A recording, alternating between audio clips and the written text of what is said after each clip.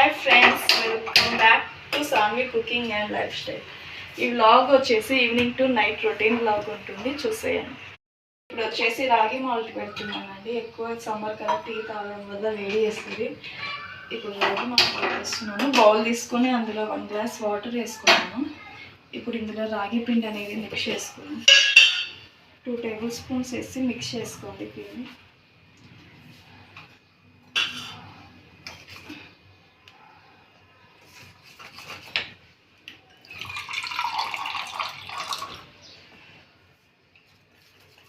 Water వేసుకొని mix చేసుకోండి, ఉండలు అనేవి కట్టకుండా ఉంటుంది.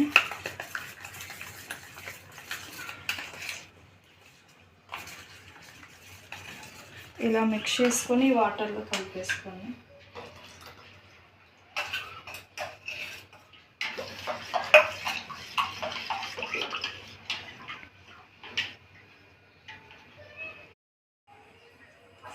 ఇందులో కొంచెం షుగర్ కూడా యాడ్ చేసుకోండి.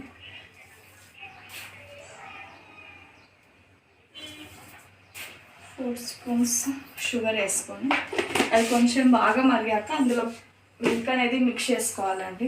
మిల్క్ లేకుండా అయినా చేసుకోవచ్చు, మిల్క్ వేసుకుంటేనే బాగుంటుంది. హనీ, ఇక్కడ పిల్లలకి కూడా మిల్క్ పెడుతున్నానండి. వాళ్ళు ఒకసారి తాగుతారో తాగుతారో తెలియదు కదా, మళ్ళీ తాగకపోతే ఎలా అనేసి వాళ్ళకి మిల్క్ కూడా పెట్టేస్తున్నాను.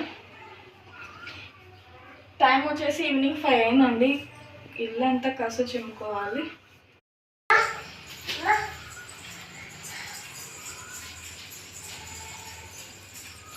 ఏంటినా, థ్యాంక్ యూ.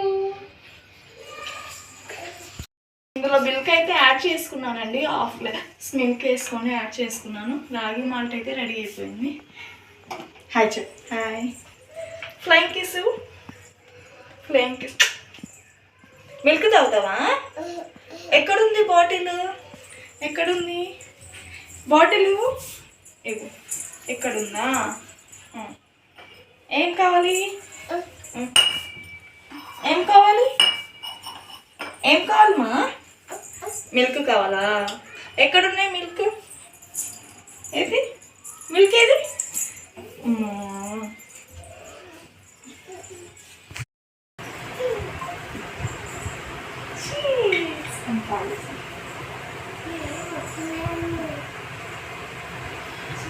బాగుందా?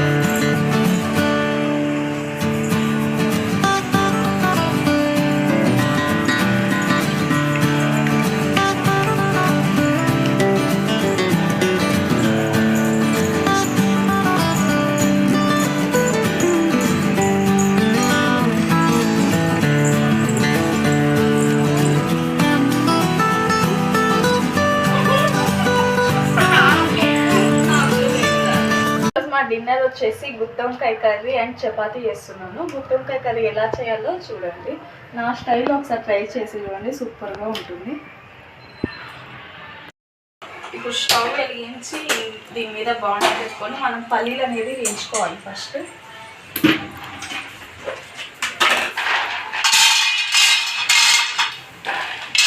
మనం కొంచెం గ్రేవీ ఎక్కువ కావాలంటే పల్లీలు అనేది ఎక్కువ వేసుకోవచ్చు, అవసరం లేదు అంటే కొంచెం లైట్గా వేసుకోండి పల్లీలు అనేది. ఇవి బాగా ఫ్రై అవ్వాలి, సిమ్లో పెట్టుకొని ఫ్రై చేసుకోండి, లేకపోతే మాడిపోతాయి. చూడండి, ఇలా ఫ్రై చేసుకోవాలి పల్లీలు అనేది. వీటిని పొట్టు తీసుకొని మనం ఇప్పుడు మిక్సీ పట్టేద్దాము. ఇలా పల్లీలకి పొట్టు తీసేసుకొని మిక్సీలో వేసుకున్నాము. ఇప్పుడు మనం వంకాయ కావాల్సిన మసాలా ప్రిపేర్ చేసుకున్నాము. పప్పులు వేసాం కదా, ఇప్పుడు 2 చిన్న ఆనియన్స్ వేసుకోవాలి, వెల్లుల్లి, కొబ్బరి ముక్కలు,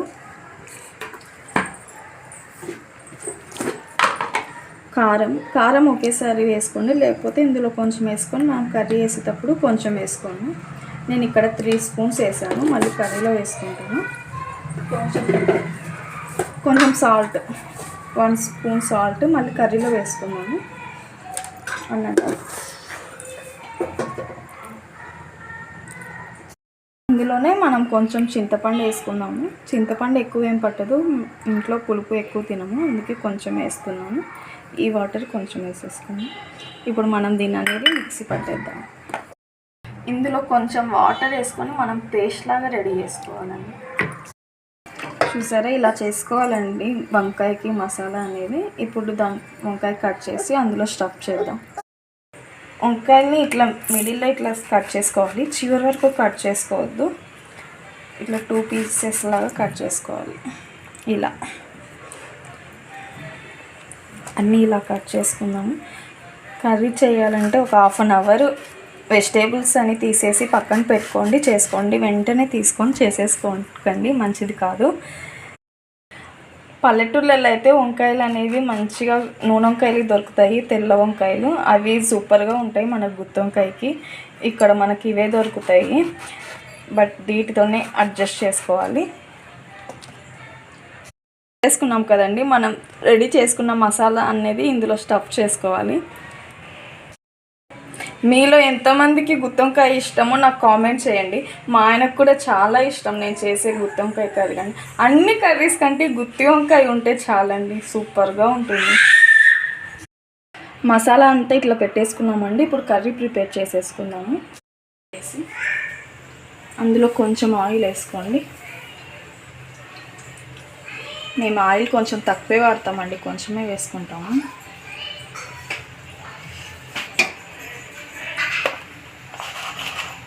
ఆయిల్ హీట్ అయ్యాక ఇందులో జీలకర్ర, ఆవాలు, శనగపప్పు అన్నీ వేసుకోండి. ఎండుమిర్చి కూడా యాడ్ చేసుకోండి.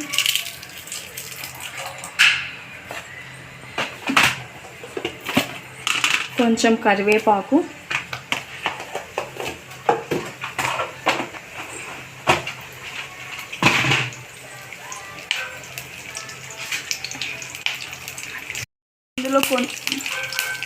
ఇందులో సన్నగా కట్ చేసుకున్న ఆనియన్ ముక్కలు వేసుకోండి.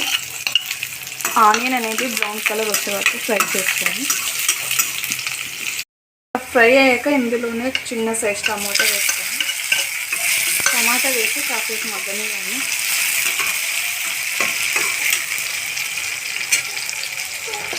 కొంచెం పసుపు,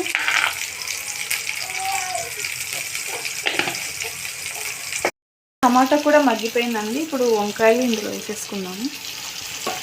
అన్ని వంకాయలు ఇలా వేసుకోండి. కాసేపు నూనెలో మగ్గనిస్తే మంచిగా ఉంటుంది. ఇలా వేసేసుకొని కలిపేసుకొని మూత పెట్టేసేయండి ఒక 5 మినిట్స్. నూనెలో మగ్గిపోతే టేస్ట్ బాగా వస్తుంది. యాడ్ చేసుకొని ఇందులో వేసేసుకోండి. మనకి ఎంత గ్రేవీ కావాలంటే అంత చేసుకోండి, లేదు లిక్విడ్ లాగా కావాలంటే కొంచెం వాటర్ అనేది ఎక్కువ యాడ్ చేసుకోండి. నేనైతే కొంచెం గ్రేవీగానే చేసేస్తున్నాను, ఇంకా కొంచెం వాటర్ పడతాయి. నేను ఇందాక కారం కొంచెమే వేసుకున్నాను, కారం అనేది మళ్ళీ ఇందులో కొంచెం మిక్స్ చేస్తాను. కొంచెం స్పైసీ తక్కువనే ఉంటుంది కాబట్టి నేను కొంచెం ఎక్కువ యాడ్ చేసుకుంటున్నాను. మళ్ళీ 2 టేబుల్ స్పూన్స్ యాడ్ చేసుకుంటున్నాను. సాల్ట్ కూడా ఇందాక కొంచెమే వేసానండి, మళ్ళీ ఇందులో వేస్తున్నాను. ఒక 1/2 స్పూన్ దాకా సాల్ట్ పడుతుంది. ఇలా వేసుకొని ఒక 10 మినిట్స్ అనేది కర్రీ ఇలా మగ్గనివ్వండి.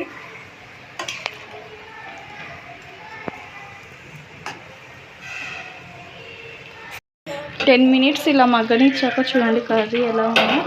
ఇప్పుడు ఇందులో కొంచెం మనం ధనియా పౌడర్ వేసుకోవాలి. ధనియా పౌడర్ వేసుకున్నాక ఇందులో కొంచెం బెల్లం యాడ్ చేస్తాను నేను.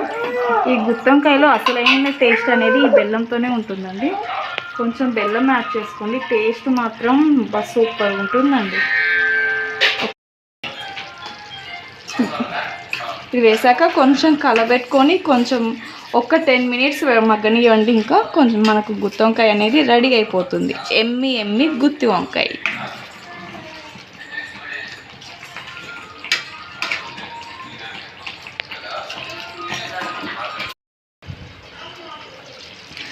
చూసారా గుత్తి వంకాయ ఎలా ఉందో?